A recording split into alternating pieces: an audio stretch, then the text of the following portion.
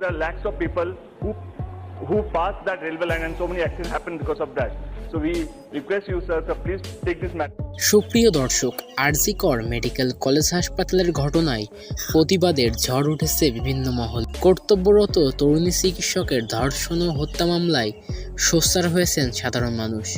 প্রতিবাদে গর্জে উঠছেন সাধারণ মানুষ ও টলিউডের জনপ্রিয় অভিনেতা অভিনেত্রীরা। এবার মুখ খুললেন টলিউডের জনপ্রিয় নায়ক দেব। এক সাক্ষাৎকারে দেব বলেন, শাস্তি এমন হওয়া উচিত যাতে এরপর এমন জঘন্য অপরাধ কেউ করতে না পারে। এক মায়ের কোল খালি করে তার মেয়ে চলে গেল, কারো পরিবার নষ্ট হয়ে গেল, এই ক্ষতি অপূরণীয়, বিষয়টি ক্ষমার অযোগ্য। দেব আরও বলেন, আমি সবসময় মৌমিতার পরিবারের পাশে আছি, আমি সব ধরনের খোঁজখবর নিব মৌমিতার পরিবারকে। দেব আরও বলেন, যারা মৌমিতার সঙ্গে এই কাজ করেছে তাদেরকে খুব দ্রুত ফাঁসি দিতে হবে। তারা যে অন্যায় কাজ করেছে তা আমাদের দেশে থাকবে না।